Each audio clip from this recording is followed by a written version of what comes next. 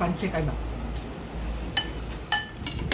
Masarap din ang luto na crispy fry kasi nga walang tapon ito. Talagang kahit buto niya is makakain mo. Umulan kasi kagabi guys kaya nakabili ako ng palaka ngayon. Kokak.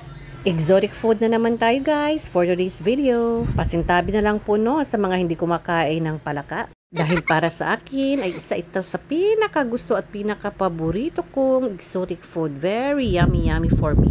Umulan kasi kagabi guys kaya nakabili ako ng palaka ngayon.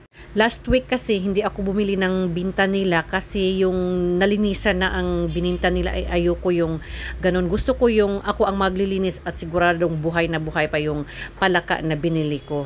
Walang ka-problema sa akin ang paglinis ng palaka guys kasi nga lumaki akong kumakain talaga ng palaka kaya sanay na akong maglinis at magluto ng kukak. So ayan na nga, nalinisan ko na ang palaka at minarinate ko na ito ng asin lang, paminta na powder at saka bawang.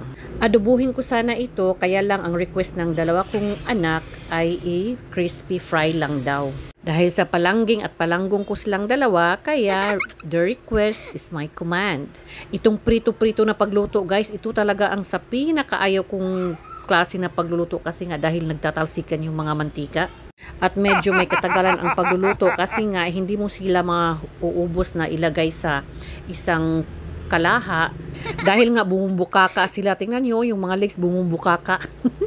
Masarap rin ang luto na crispy fry kasi nga walang tapon ito. Talagang kahit buto niya is makakain mo. Maraming klase rin ang pwedeng lutuin ng palaka guys. Gaya ng pwede mo siyang i-prito, i-adobo, at saka sinigang.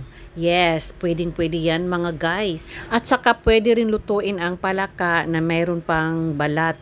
Pero ako, hindi ko pa na-try kumain ng palaka na may balat kasi parang, ewan ko lang, hindi ko lang gusto pa siguro.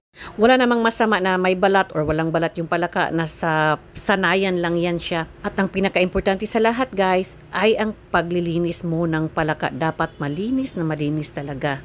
Kaya samahan nyo ako mga guys sa aking mukbang ng palaka. Salamat!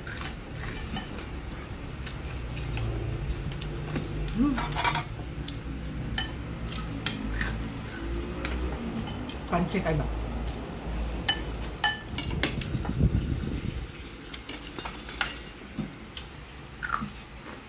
Yan.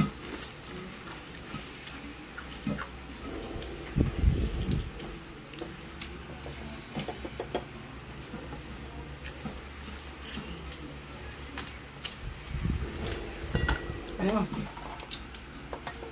Pansit ano?